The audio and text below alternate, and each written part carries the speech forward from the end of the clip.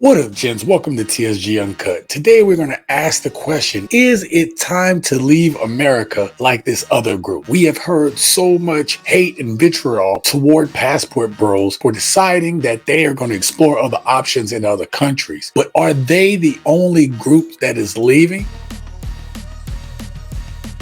Today, I'm going to review a video that was sent to me by a friend, time_to_retire22. Make sure you guys go check out that brother. He has a lot of good information that he could give you guys and maybe even respond to some of you guys personally. Without further ado, let's get started. Speaking of Hollywood, here's a question. Which country in the world gets the highest number of citizenship requests? Which country attracts the maximum number of immigrants? The United States of America. As of 2020, according to a report, it had more than 50 million foreign-born residents. The US has long been seen as the land of promise. Now, what if we told you that Americans themselves may be losing faith in that promise? Now, I talked about this situation many times before on the channel. The promise that everybody was given was that they'd be able to buy a home, a car. That home has a white picket fence. They would have 2.5 kids. People would be able to invest into their 401k and be able to retire. People would be able to go to a job for 20, 30 years and be able to retire with a pension. A new report has come out with some very interesting data. It's from a group of citizenship brokers. It says rich Americans are working on a plan B. They're trying to acquire a second passport. And the number of such people has gone up by more than 300% in the last 3 years. 300%. A second passport is the new gold in America. But why do people want it? To go to safer countries, they say, and these are Americans. You just heard this report just now that this woman says that rich people are looking to buy their second passport to be able to get out of the country to be safe. To save from what? Rich people generally live in houses and communities and stuff that they are behind gated communities. They have security. So what are they scared of? What is it that they have to go to look for more safety? Think about that. See, what it is, we have to pay attention to this, because if the rich people are getting second passports to be citizens elsewhere, then obviously they understand and see something that we do not. Or do they know that this unrest could lead to people coming after them?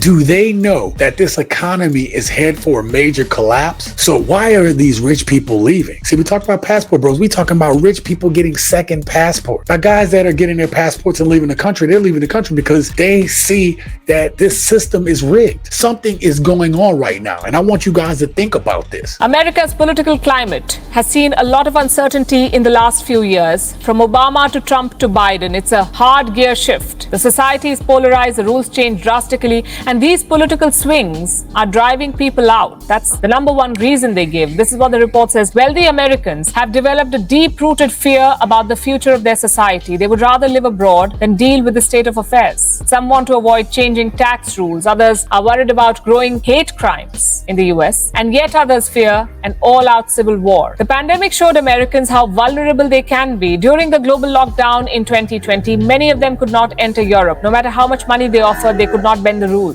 Talked about the pandemic and how it has affected life. There was a number of people that went through the pandemic, and for some people it was very hard. But in the end, there was a group of people that actually were more awakened to what's going on. But that wasn't it, because even after the economy was resuscitated and came back, people weren't going back to these jobs. People realized that they weren't spending time with their family, they weren't spending time with their kids, they wasn't having any type of life. They were pretty much going back and forth to dead-end jobs, feeling useless. This thing that is going on is bigger than you and I. So now they want a second passport, a plan B, like I said, for their families in case of another global health crisis. Tells you how even superpowers lose their appeal. The rich and mighty don't want to put all their eggs in the American basket anymore. They want other options, safer options, they say. Everybody tries to knock on passport bros and think it's all about going overseas just to meet women. But I personally talk to these guys, and I'm telling you right now that a lot of us are looking for investment opportunities overseas. Cheaper opportunities to be able to buy houses and retire in dignity. Dominica charges $100,000 in exchange for citizenship. Antigua and Barbuda,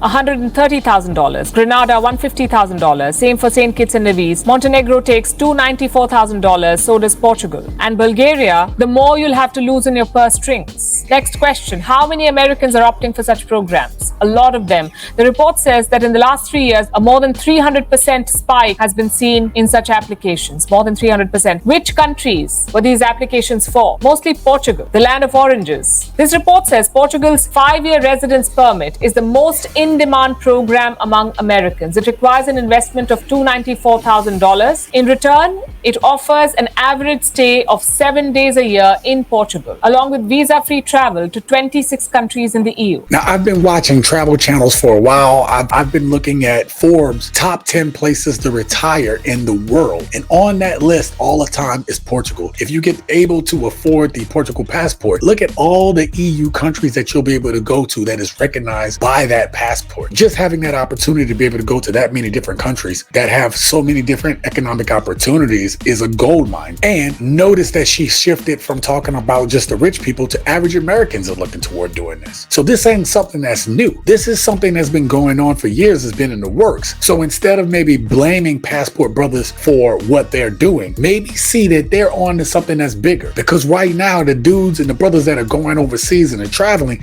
they know what it's about. These brothers are networking with other brothers and coming up with great plans in order to be able to secure a better future for themselves. So everybody that's hating, you are the ones that's going to be left out when that hammer drops. It's a big world. And if you limit yourself to just the 200 miles that you live in, you are going to be seriously left behind. The USA, which is a country which takes pride in its quality of life, the land of opportunity, the melting pot of cultures, with a large number of people from across the world still trying to go to the US. The fact is that Americans themselves are looking to leave. And that says something about where the country is heading. You guys only see the cherry on top. You guys only see what we want you to see. What you don't see is the piece. Hating on passport bros for leaving the country isn't going to change them from leaving. If you're hating on passport brothers, it is you that is going to get left behind. It's going to be you that's holding the bag. Did this report right here open your eyes to some of the things that's going on? Put your comments down in the chat below and I'll come join you down there when you do. And watch this next video right here and see all the hate that passport bros are receiving. You won't regret it.